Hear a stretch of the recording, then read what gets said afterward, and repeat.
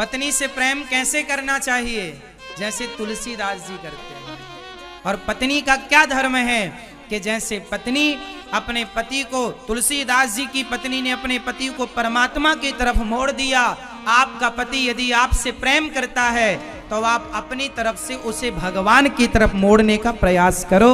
ये पत्नी का धर्म है। जो पति को पतन से बचाए वो पत्नी होती है। इसलिए पत्नी का धर्म है कि आप अपनी गृहस्थी में रहकर प्रेम पूर्वक, शास्त्र कहते हैं कि पतिव्रता नारी जिसके मांग में सिंदूर, हाथ में चूड़ी, गले में मंगलसूत्र, पतिव्रता नारी। आप किसी शुभ कार्य के लिए जा रहे हो और आपको पतिव्रता नारी का दर्शन हो जाए तो आपका कार्य सिद्ध होता है केवल नारी के दर्शन से। भगवान से यही प्रार्थना है कि आप जब तक जिए आप सदा सुहागन रहें। करवा चौथ के यदि आप पति पत्नी में कोई खटापटी चल रही है, झगड़ा चल रहा है, तो आप भी जल चढ़ाएं सूर्य भगवान को, पर उसमें आप थोड़ा सा गुड़ डाल लें। गुड़, मीठा पानी। जब मीठा जल चढ़ाएंगे सूर्य भगवान को तो आपके रिश्तों में मिठास बनी रहेगी।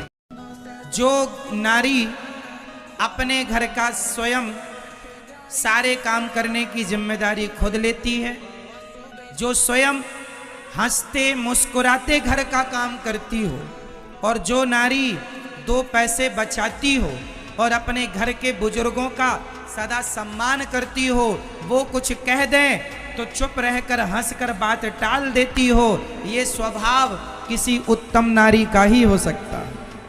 आजकल के पति पत्नी भोगी बन जाते हैं, खूब भोग भोगते हैं, लेकिन इससे क्या होगा? तुम्हारी शक्ति दिनों दिन कम होती चली गई, समय के पहले बुढ़े हो गए, समय के पहले मर गए।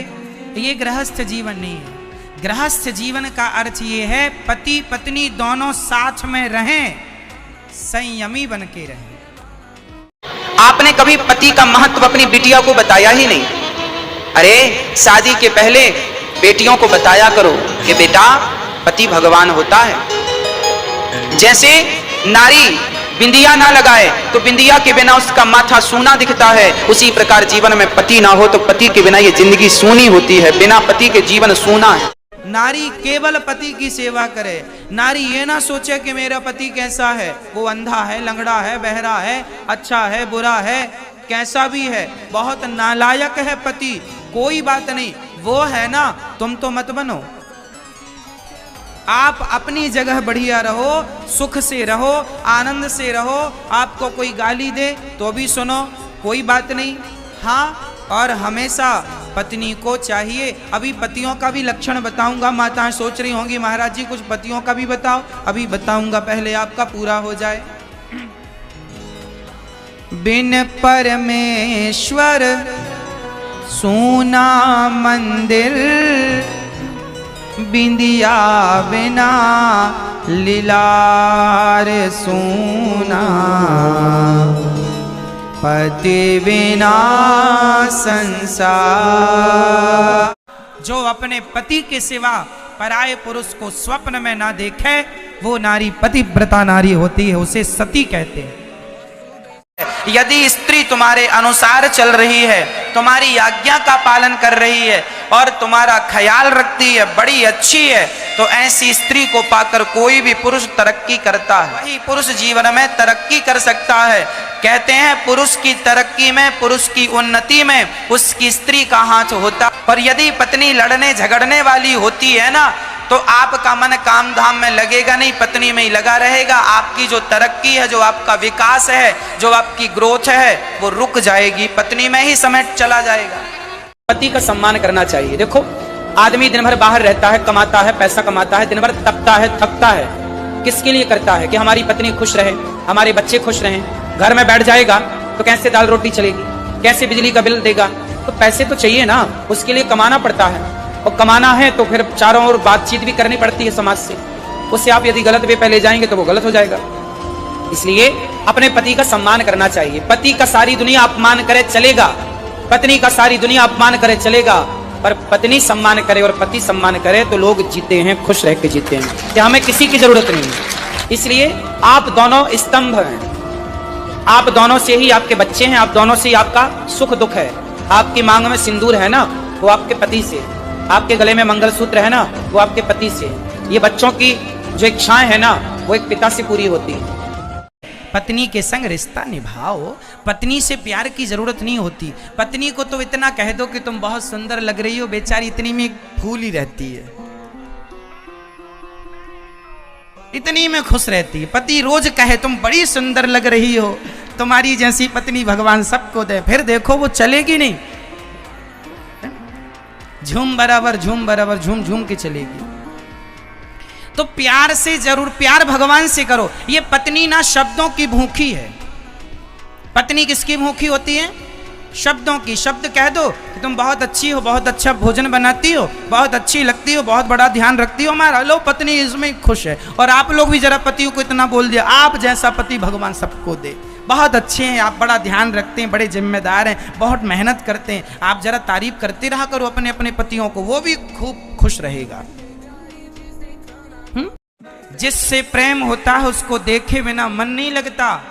आप अपने पति से प्रेम करते हो और वो परदेश में है, तो कम से कम बात करने में तसल्ली हो जाती है। रोज 2 मिनट ही सही बात कर लेते हैं आप लोग। समाधान समझ लो कि भगवान, हमने कोई पाप किया होगा तब हमें मारने वाला पति या मारने वाली पत्नी मिली है। कोई बात नहीं, सहन करना। मैंने एक दिन कथा में यह भी कहा था, हमें सहनशील होना चाहिए। सहते रहो, सहते रहो। कब तक सहेंगे महाराज जी, कब तक सहेंगे? एक मैया का फोन आ गया मेरे पास, 55-60 साल की मैया थी।